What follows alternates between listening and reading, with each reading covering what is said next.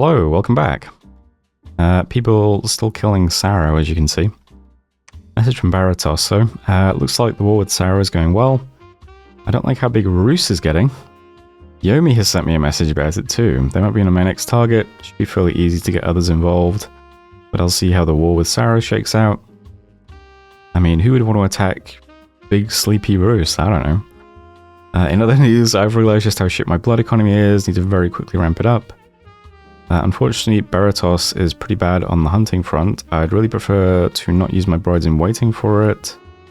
Melkart Hero is better for casting rituals. I really don't want to keep recruiting these shitty priests though. I may just have to accept I'll be hunting with slow to recruit cap onlys. Baratos, let's see. I don't really...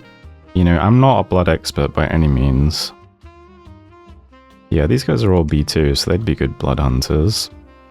So what else do you get? Do you have any other blood hunters? Oh, these guys. Oh, some of these are B2 as well. I guess these are the priests he doesn't want to use. Why not? They're not too bad. See, they're 200 gold, which is a bit steep, but... I mean, yeah, I don't play a lot of blood, but... I imagine you'd keep getting your combat mages on your edge most forts. And then in your inner forts, you just get those priest guys every turn, right? And then just have like 2 or 3 priests in every province. Blood hunting? What do you think, guys, in the comments? How do you blood hunt with Baratos? I mean, that's what I would do. So you'd be getting these guys in the cap, you'd be getting these out of... So probably these 2 forts. So that would be 2 blood hunters every turn there. And then you could just move them over to a province. Doesn't seem too bad to me. Let me know in the comments how you guys do blood on Baratos if you're more of an expert than I am. Which is to say, you have any knowledge at all. Anyway, there's our message from Baratos. Yeah, Yomi trying to get people to look at people other than them, I suppose. Right then. Some good battles this month.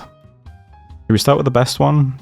Yeah, let's start with the best one. We have Ubar making their move against Abyssia down in Smotherdark. So this is pretty good, because this is pretty evenly matched, actually. Let's see. Quite a few commanders for both sides. Mostly, I mean, the F2 guys for Abyssia are probably not going to do much against Ubar. We also have... Hell yeah, this guy rules.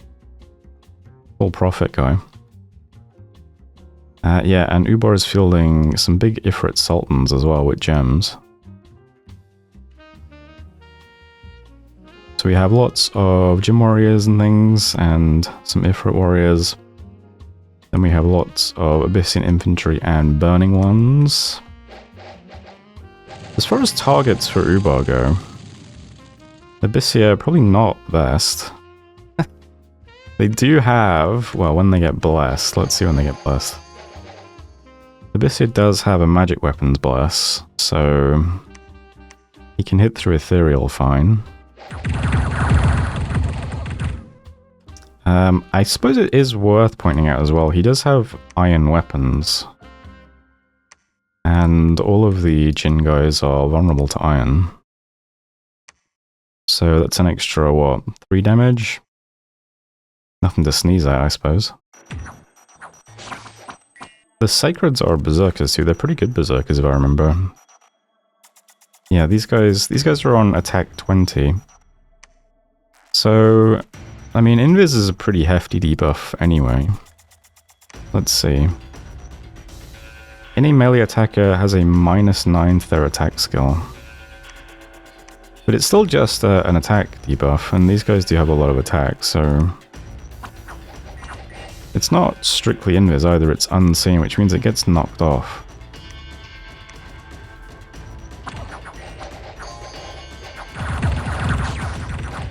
So yeah, the burning ones are... I mean, they're pretty decent against Ubar's stuff.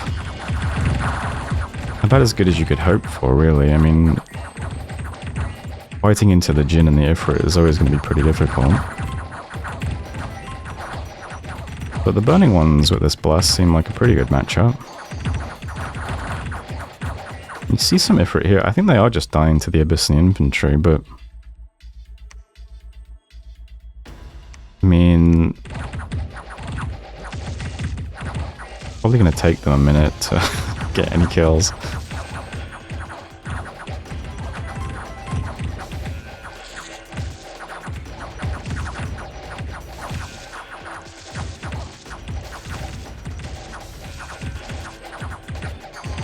Pretty slow battle, although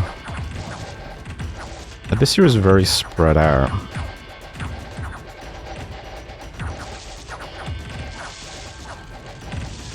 Nice thing for Abyssir, of course, is these guys are berserkers, which means they're not going to rout, which is good and bad.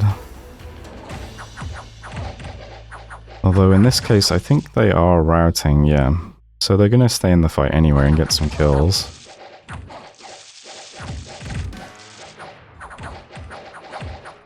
Nice thing about having berserkers is that, you know, you don't run away, you keep fighting. So if you're a good matchup like this, that's good, you get some kills. The downside, of course, is you keep fighting. So if you're losing, you lose everything. But, I mean, so far this is still pretty evenly matched. I mean, the big Ifrit guys are now actually hitting Burning Ones instead of infantry. But yeah, you can see there are a lot more Jinn still than Burning Ones. They are kind of tanky though. I mean, 24 protection, plus they got a little bit of regen, they share damage.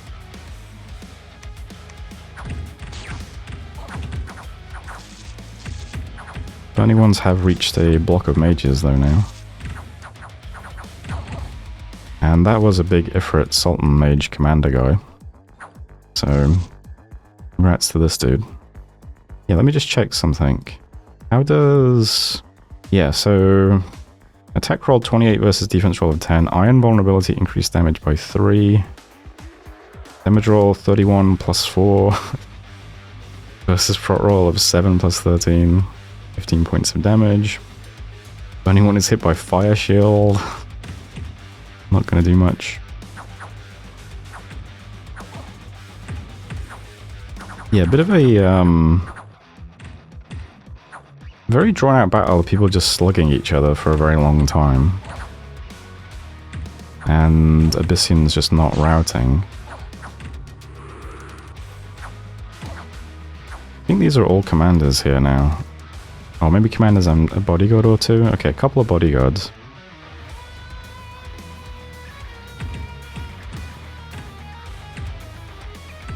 Shockwave might hurt them pretty bad. Actually, they have shock res as well, don't they? Well, 5 points of it. It's something.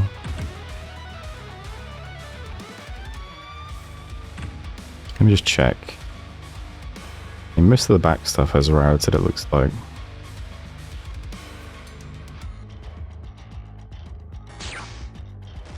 You gonna get any more kills? Speed this up a bit. Nice. Very nice.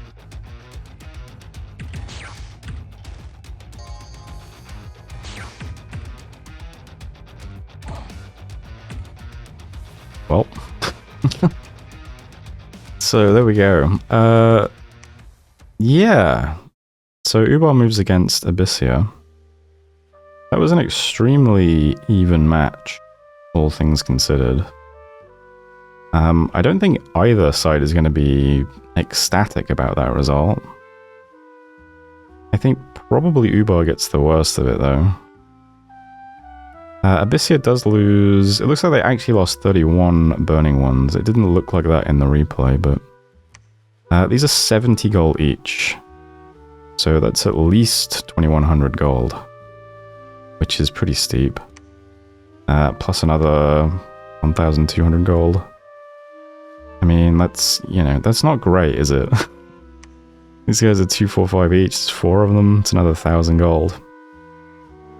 So what is that all told? Like 4,000 or 5,000 gold's worth of stuff? Some of it's cap onlys.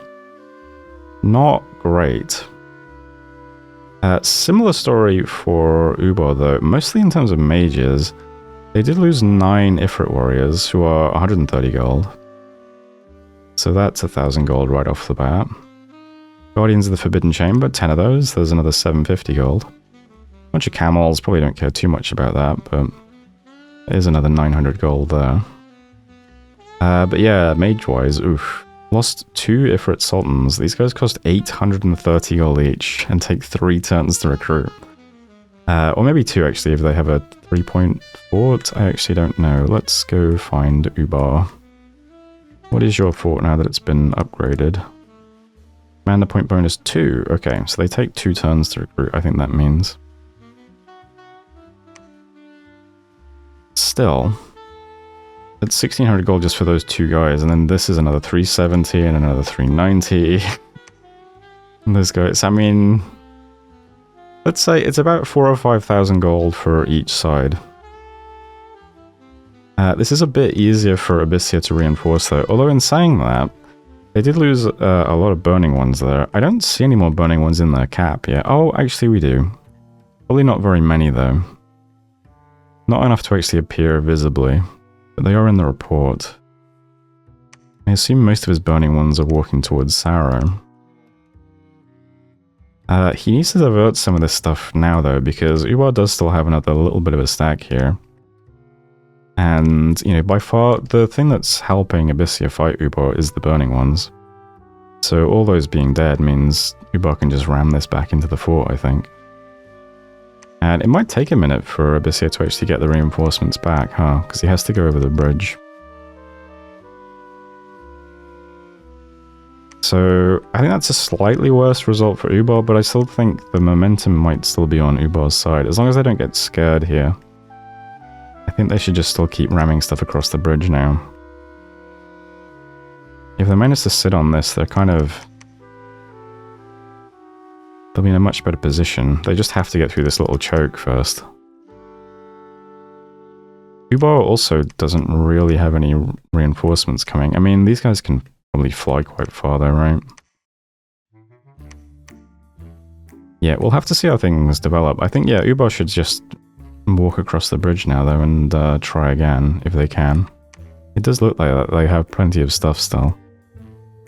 And I think Abyssia might take a minute to scramble together some defense.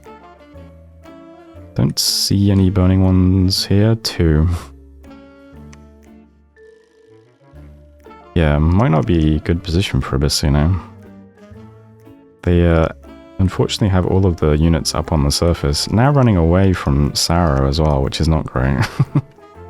Anyway, I think that was the best battle this month. There are also some more interesting battles down here. Let's see, I think Dawnland was the really interesting one. So Femoria tried to take 2 forts this month, one of which was this one. This is mostly just some Nemedian warriors. There is a big mage back here. And that's about it. It's just Fomorian warriors taking a fort. Fort just has a communion inside it.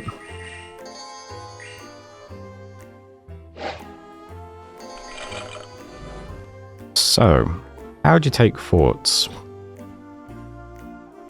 Always very, very difficult to take forts against death nations. Because, especially when they can communion like this, they can just clog up the gate with skeletons. So, you either need to bring some guys who can banish to get through the skeletons, or some other way of clearing out the skeletons. Big evocations that hit undead, or something. Probably might be a good idea to bring some archers or something to just fire at the back, if you get lucky. And of course, flying units and ethereal units that can just walk through walls are always pretty good.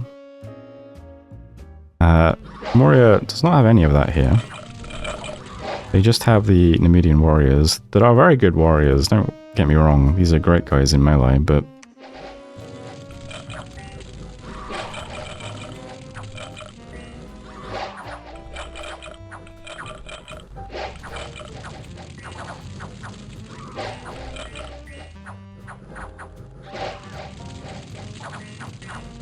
So most of the Saramatian PD is dead now, but the skeletons are still building up. We also have the mages on advance and cast spells, which is fantastic. Because they walk to here and just spit out Breath of the Dragon constantly. That's a poison damage spell, so it will only hit the living stuff. It won't damage any of their own stuff, because they all have 25 poison resistance. So. All of this stuff is now poison as well.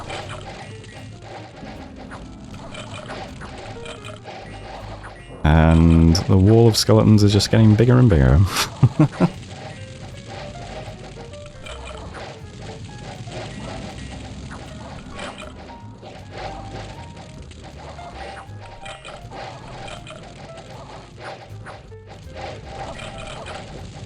And still getting bigger.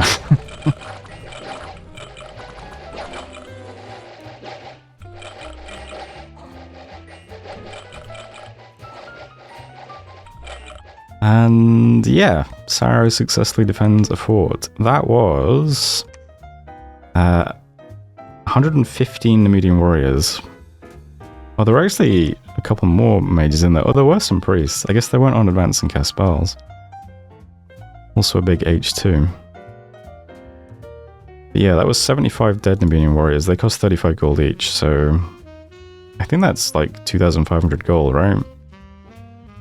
Defended by some Inaris. Now, some of the Communion did die, unfortunately, but pretty good result, I would say. Yeah, be very careful about storming into death mages. That's probably not what Femoria wanted to happen. So that was over here. They did take another fort, though. They got one down here, which was... this is the extremely fragile army led by one dude. Only one Inari in this one. How did this go? Just walk straight in.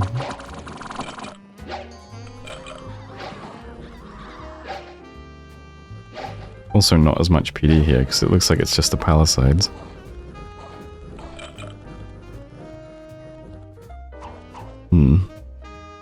Yeah, that puts Femoria in a bit of a rough position, doesn't it? They've just lost pretty much all of their army here. All of their stuff is just all the way down here now. All of this territory is just, I mean, it's just Yomi's, isn't it? As soon as Yomi decides to attack, I think Femoria is going to get swept away, unfortunately. But we'll see what happens. Those are by far the two most interesting battles this month. Besides that, though, we have, first up, Calum putting Makoni's cap back under siege, so... Another huge army for Calum. Great stuff. So there's that being put back under siege.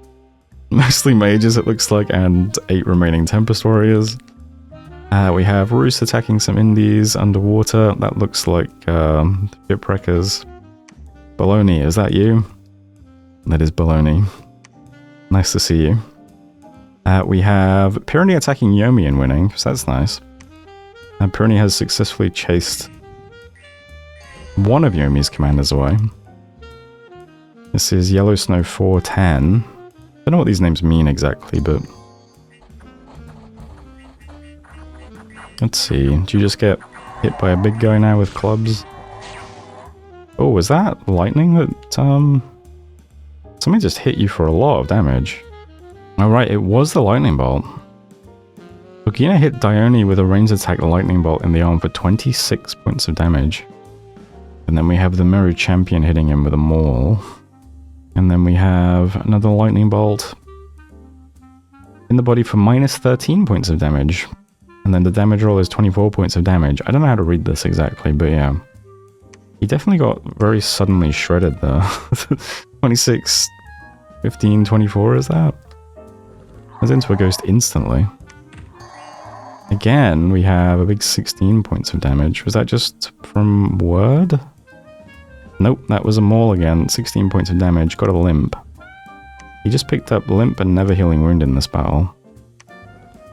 Instantly chased off. Good work. Why are you retreating? I guess he got scared. Yeah, so, I mean, What did you lose? Some wolves, vine men, clock soldiers, cave cows, and a champion somehow. But yeah, chased off another Dione. Let's see. Oh, that was on Pyrenees. Okay. So his cap has been released. Maybe he can get back Lost World. Ubar is now distracted, so he does just have to chase off Yomi. And Yomi doesn't have much stuff down here, does he? There's the 80 units here, and then there's that Dione. And that's it, really. Oh, there's another Dione here. Oh, maybe 2? I mean, Pyrenees might be able to fight back a little bit, maybe. Muspelheim is back in action. Congratulations. We have Abyssir attacking Sauro. Yeah, a bit of a weird situation up there. There's the big battle. We have Mikoni walking around, taking a new Jome. Rus attacking Sauro. Sauro attacking Abyssir and winning. Yomi attacking Sauro. Beratos attacking Sauro. Rus attacking Sauro. I think this is over by Muspelheim. Let's see, Golan Fens. Yes. So Rus just kind of swooping into this area. Yeah, there are a lot of things over here, aren't there? Draconians, lots of skin shifters, chud hunters, and great bears. Yeah, Rus has a lot of force over here. He probably feels pretty safe as well. He's got his friends Abyssir and Beratos nearby, although Beratos possibly not a friend for long. I think Rus probably grabs these 2 forts quite easily and then swings around and then picks up Muspelheim. And that puts a bunch of his stuff sat here next to Beratos, which is probably why Beratos is getting a bit nervous. We'll see. Beratos takes the point, which is the throne here. So yeah, they're also in this area. Dawnland was the Femoria Storm, and Forest of Gila is the successful Femoria Storm. And Worldwide Event, there is an arena deathmatch. Not sure if people will use that or not, but we'll see. And here's the map now. Let's move around. Starting with Calum this time. How are you doing, Calum? What was this battle? But getting rid of some heretics, very nice. So Calum, I still don't really... I mean, they've got a bit of army heading over to Mikoni. I think Calum is doomed to just keep trying to take Mikoni's cap until somebody puts them out of their misery. That's my guess for the trajectory for the rest of the game, but, you know, hopefully they prove me wrong. That would be good. Yomi, where are your armies moving at the moment, Yomi? So you've taken some agreed provinces off Sauro, I believe. You've got peace with Malverne. So this border's fine. They're talking to Beratos about Rus, but I mean, this border seems pretty low tension at the moment. Not a lot of armies there.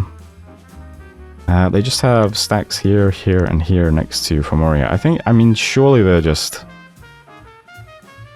waiting to wrap up some things before they immediately lunge at Femoria. That would be my guess. They've locked down this stuff. I think the Pyrenees stuff might be the next thing they need to finish off. Do you have anything on the way? Oh, yeah, this stack here, I guess, is going to head down the cave. Finish off Pyrenees. And then, oh, that gives them another route to attack Femoria as well. Yeah, I imagine Yomi is trying to get Beratos to attack Rus. So that ties up those neighbors for them. While they concentrate on finishing off Pyrenees and attacking Femoria. That would be my guess. Based on what we know about Diplo. That's certainly what their situation looks like. So we'll have to wait and see. So I assume this stack heads down the cave next turn, and we probably need to move some stuff to... I mean, this is cracked open. Surely they storm it next month and just take it then. But who knows? I mean, Pyrenees could move this stuff over now and break siege and have a break siege battle of some description. That would probably be quite decisive if they do, because if they lose that, then they really are out, aren't they? Abyssir. Yeah, Abyssir is not in a great spot now. So underground, yeah, they need to move some defense over, or Ubar is going to move on to this and then take all of this quite quickly, I think. Since they can only really defend with the burning ones. I think this was a good result overall, but maybe, I mean, it needed to be a bit more decisive, didn't it?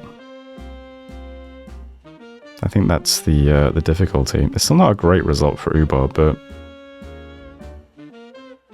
they're still going to have a lot more momentum here, I think. And yeah, the surface isn't looking good either. They were supposed to just grab a free capital, but Sarah has rushed over here. I suppose Sarah could go underground now. If they wanted to be an asshole. But either way, I mean, they've got these two provinces. Abyssia's just kind of... Yeah, that's not a great spot for Abyssia, is it? That being said, I mean, there are a lot of mages here. Yeah, Abyssia's army looks pretty puny by comparison, but I mean... The burning ones are very scary. I think the issue is that at this point, you know that Saramatia has nothing to lose, right? They're going to take bigger risks and be more willing to, you know, devote resources and things to fight you than you are. Because if you're Abyssia and you lose, you know, a substantial portion of this army, that's really bad for you when you're about to get attacked quite severely by itsmuuuuuu, I think. So Abyssia's position actually kind of looks pretty precarious now, doesn't it? They're not in a good spot at all. I suppose it would be really interesting. There's no way... Sarah doesn't have any sort of border with itsmuuuuuu. It would be really interesting if they started coordinating with itsmuuuuuu, wouldn't it? They could just cede a bunch of their edge territory. They could retreat to this kind of local area and join itsmuuuuuu in fighting Abyssia underground. That could be a direction they swing, but I mean, I think making that decision would depend on having perfect vision and knowledge of what's going on in the world, wouldn't it? Yeah, rough spot for Abyssia now. How quickly the tides can change. Makoni doing well, back in the game, up to 2 provinces, plus their cap under siege. They're going to need to swing back and grab that quickly to get the income going. Sarah. Yeah, what can we say about Sarah, really? I mean, there was never much they could do to... I mean, yeah. They pulled everything together into one stack that is defending their homeland.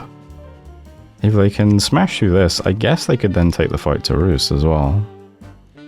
And at this point, their neighbors might be happy to make peace because they don't have any thrones anymore. So...